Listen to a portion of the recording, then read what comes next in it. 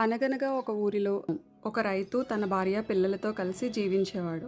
ఆ రైతు చాలా పేదవాడు. ఎంత కష్టపడినా భార్య పిల్లలకు సరైన భోజనం కూడా పెట్టలేకపోయేవాడు. వారు ఎంత పేదవారు అయినప్పటికీ వారిలో ఒక మంచి గుణం ఉండేది. ఆకలితో వారి ఇంటికి వచ్చిన వారిని ఖాళీ చేతులతో పంపించేవారు కాదు.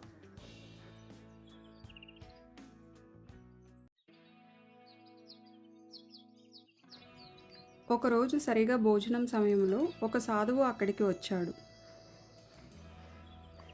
అయ్యా, నాకు చాలా ఆకలిగా ఉంది. తినడానికి ఏమైనా ఇస్తారా? అయ్యో, ఆయన చాలా ఆకలిగా ఉన్నట్లుగా ఉన్నారు. మన దగ్గర ఉన్న గంజిలో సగం ఆయనకు పోసి ఇవ్వు. భార్య అలాగే అని సగం గంజిని సాధువుకి ఇస్తుంది.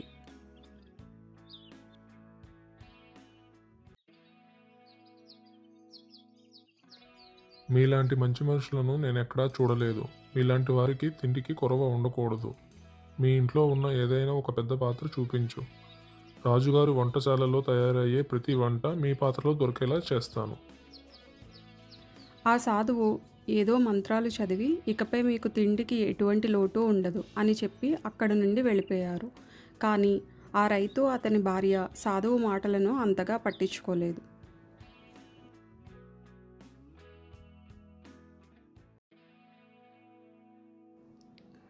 ఆ రోజు రాత్రి భోజనం సమయంలో రైతు భార్య వంట పాత్రను చూసి ఆశ్చర్యపోయింది.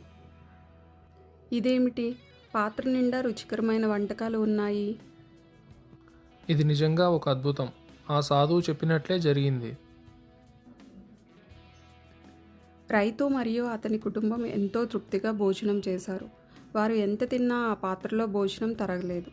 రైతు మరియు అతని భార్య ఆశ్చర్యపడి సాధువు మాటలు గుర్తుకు తెచ్చుకున్నారు.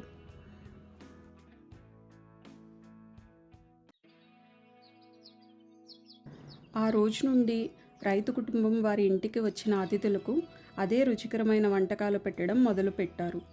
ఆ రైతు ఊరి ప్రజలతో, అయ్యా, మీరు ఎంతైనా తినండి, కానీ దానికి సంబంధించిన ప్రశ్నలు అడగకండి అని చెప్పారు.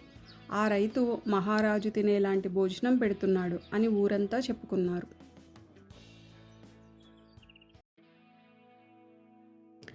ఇదిలా ఉండగా రాజుగారి వంటశాలలో ఒక విచిత్రమైన విషయం జరిగింది. రాజుగారి వంటవాడు ఆ విషయాన్ని గమనించాడు. తాను ఎంత ఎక్కువ వంట చేసినా వడ్డించే సమయానికి వంటలు తగ్గిపోతున్నాయి. అలా ప్రతిరోజు జరుగుతోంది. తను ఎంత ఎక్కువ వండినా కాసేపటికి అవి తగ్గిపోతున్నాయి.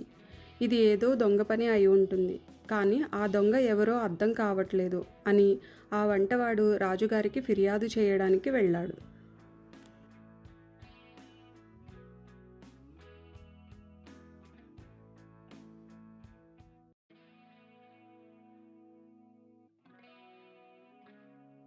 మహారాజా, వంటశాలలో ఒక విచిత్రమైన విషయం జరుగుతోంది. అవునా? ఏంటది? ఏం జరుగుతోంది? నేను రోజు చేసే వంటలు వడ్డించే సమయానికి తగ్గిపోతున్నాయి.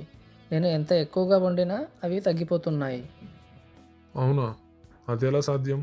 నీ మాటలు నమ్మశక్యంగా లేవు. నేనే స్వయంగా వచ్చి చూస్తాను.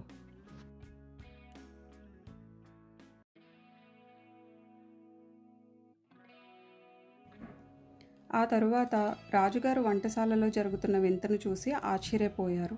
వండిన వంటలు ఎవరూ తినకుండానే తగ్గిపోతున్నాయి. ఇదేమి విచిత్రమో రాజుగారికి కూడా అర్థం కాలేదు.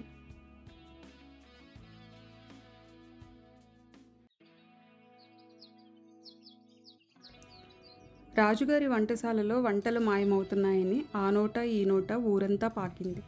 ఇంకో పక్క రైతు రాజభోజనం పెడుతున్నాడు అనే విషయం కూడా ఊరంతా వ్యాపించింది. ఈ విషయం ఆ నోట ఈ నోట మంత్రిగారి వరకు వచ్చింది.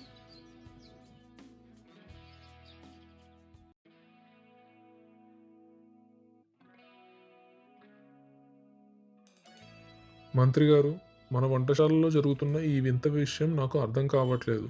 అది ఎలా జరుగుతుందో మనం త్వరగా కనిపెట్టాలి. మహారాజా, ఊరిలో ఒక వింత పుకారు వినిపిస్తోంది. అవునా? ఏమిటది మంత్రి గారు? ఊరి చివర ఉండే ఒక పేద రైతు రోజు ఊరి ప్రజలకి రాజభోజనం పెడుతున్నాడంట. ఊరిలో చాలామంది అక్కడే భోజనం చేస్తున్నారని తెలిసింది. ఒక పేద రైతు ఇంట్లో రాజభోజనం దొరుకుతోందా? ఇది నమ్మేలా అనిపించట్లేదు. అవును మహారాజా, అక్కడ పెట్టే వంటకాలు మన వంటశాలలో చేసిన వంటకాలలాగే ఉన్నాయంట. ఆ రైతు చాలా పేదవాడంట, కానీ చాలా మంచివాడు అని చెబుతున్నారు. అయినా అంత రహస్యంగా రాజభవనంలోకి వచ్చినవాడు ఏ బంగారమో వెండో దొంగిలించవచ్చు కదా.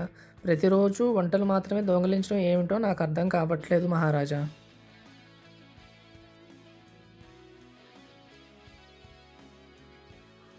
అయితే నిజం తెలుసుకోవడానికి ఒక మార్గం ఉంది. మనము ఈరోజు మన వంటశాలలో ఏ ఏ వంటలు వండుతున్నారో ముందుగానే తెలుసుకొని మనం సాధారణ మనుషుల్లాగా ఆ రైతు ఇంటికి వెళ్ళి అక్కడ పెట్టే వంటలను మన వంటలతో పోల్చి చూద్దాం. అప్పుడు నిజం బయటపడుతుంది.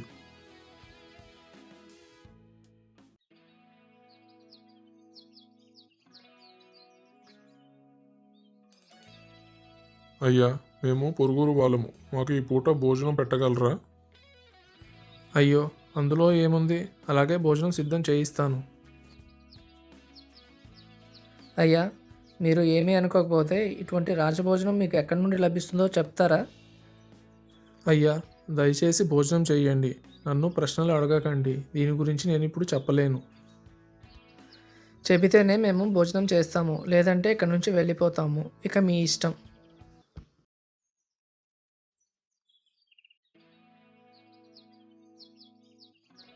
ఇంక తప్పక రైతు సాధువు ఇచ్చిన వరం గురించి జరిగినదంతా చెప్పాడు. రాజు కోపంతో ఇది ఎలా సాధ్యమని ఆ పాత్రను కర్రతో పగలగొట్టి అక్కడ నుండి రాజభవనానికి తిరిగి వెళ్ళిపోయాడు.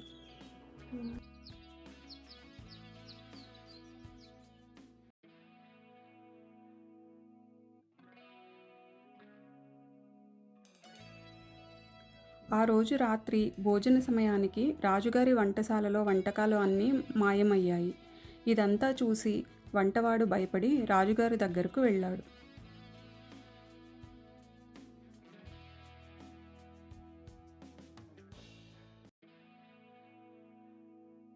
ఏమైంది? ఇంకా భోజనం సిద్ధం చేయలేదా?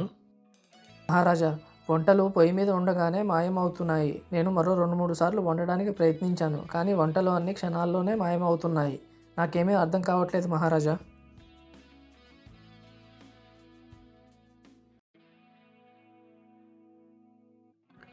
ఆ రోజు రాజుగారికి భోజనం దొరకలేదు. మంత్రి వెంటనే తన ఇంటి నుండి భోజనం తయారు చేయించి రాజభవనానికి తెప్పించాడు. కానీ ఆశ్చర్యంగా ఆ భోజనం కూడా రాజభవనానికి చేరేసరికి మాయం అయిపోయింది. దీంతో రాజుగారు ఆలోచనలో పడ్డారు. తాను ఆ రైతుకు చేసిన అన్యాయం వల్లనే ఇలా జరుగుతోంది అని భావించాడు. మహారాజు మంత్రితో కలిసి ఆ రైతు ఇంటికి వెళ్ళాడు.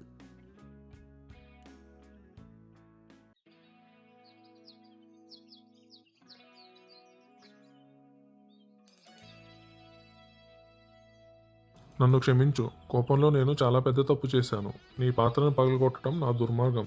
దానికి పరిహారంగా నేను నీకు చాలా ధనం ఇస్తాను. మా వంటశాలలో తయారయ్యే సగం వంటలు మీ ఇంటికి పంపిస్తాను. దయచేసి నన్ను క్షమించు. మహారాజా, మీరు ఆ పాత్ర పగలగొట్టినందుకు నేను, నా భార్య చాలా బాధపడ్డాం. కానీ మీకు అన్యాయం జరగాలని కోరుకోలేదు.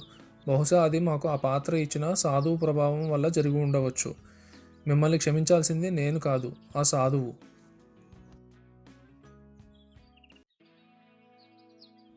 రాజుగారు తన వంటలలో సగం ఇస్తానని మాట ఇచ్చిన క్షణం నుండి వంటశాలలో వంటలు మాయం అవ్వడం ఆగిపోయాయి.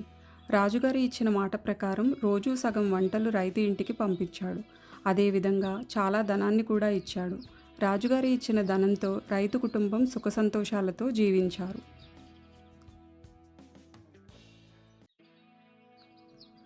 కథలో రాజుగారు కోపంతో తీసుకున్న నిర్ణయం వల్ల భోజనం దొరకక ఇబ్బంది పడ్డారు. అదేవిధంగా మనం ఏదైనా నిర్ణయం తీసుకునేటప్పుడు కోపంతో కాకుండా ఆలోచనతో నిర్ణయం తీసుకోవాలి. లేదంటే కోపంతో తీసుకునే నిర్ణయాలకు చాలా మూల్యం చెల్లించుకోవాల్సి వస్తుంది. ఇదే ఈ కథలోని నీతి. మా కథలు కనుక మీకు నచ్చినట్లయితే please like, share, subscribe our channel.